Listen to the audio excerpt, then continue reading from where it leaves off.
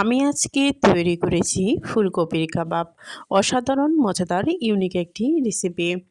আসসালামু আলাইকুম এভরিওয়ান, আশা করি সবাই অনেক ভালো আছেন।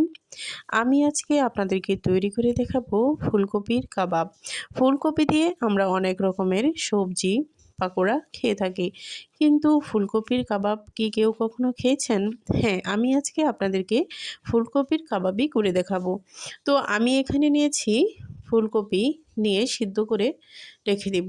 এবার আমি এখানে অল্প একটু চিকেন ব্যবহার করব। তো এখানে আমি সয়া সস দিয়ে দিলাম। তো সয়া সস একটু বেশি পড়ে গিয়েছিল, তাই একটু রেখে দিয়েছি। এখানে দিয়ে দিলাম পরিমাণ মতো সয়া সস, সামান্য জিরা গুঁড়ো, মরিচের গুঁড়ো এবং ধনিয়া গুঁড়ো। এই পর্যায়ে আমি এখানে দিয়ে দিলাম আদা বাটা এবং রসুন বাটা এবং পরিমাণ মতো লবণ। এবার সবগুলো উপকরণ একসাথে মাখিয়ে রেখে দিব রেস্টে 10 থেকে 15 মিনিটের জন্য। তো এইভাবে রেস্টে রেখে দিলে মাংসের ভিতরে মশলাটা ঢুকবে, খেতেও কিন্তু দারুণ মজা হবে। তো এবার আমি এই রেস্টে রাখা চিকেনগুলো এখানে একটু ভেজে নেব। তো আপনারা চাইলে কিন্তু সিদ্ধ করে নিতে পারেন। তো এভাবে ভেজে নিলে কিন্তু কাবাবটা খেতে বেশি মজা হবে। তো দেখুন আমি এখানে ভেজে নিচ্ছি। তো আমার ভাজা হয়ে গিয়েছে, একটু পোড়া পোড়া ভাব এনেছি।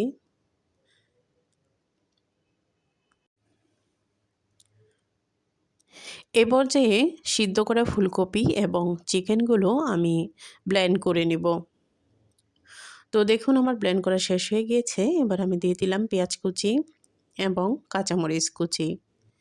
তো এবারে এ পর্যায়ে দিলাম আমি হলুদের গুঁড়ো, ধনিয়া গুঁড়ো, মরিচের গুঁড়ো এবং এখানে দিলাম সামান্য জিরা গুঁড়ো এবং সামান্য আদা বাটা এবং সামান্য রসুন বাটা। এবার এখানে দিয়ে দিলাম পরিমাণ মতো লবণ। এবার আমি এখানে একটা ডিম ব্যবহার করব। এবার সবগুলো উপকরণ একসাথে খুব ভালোভাবে মিশিয়ে নিতে হবে। তো দেখুন আমি কিন্তু ভালোভাবে মিশিয়ে নিচ্ছি।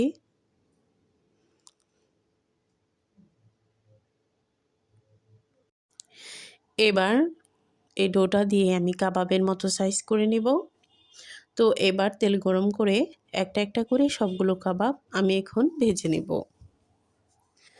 তো প্রিয় দর্শক, আমার ভিডিও যদি আপনাদের কাছে ভালো লাগে, আমার রেসিপি যদি ভালো লাগে, অবশ্যই আমার সঙ্গে থাকবেন, লাইক দিবেন, কমেন্ট করবেন, সাবস্ক্রাইব করতে ভুলবেন না এবং শেয়ার দিয়ে রেখে দিবেন।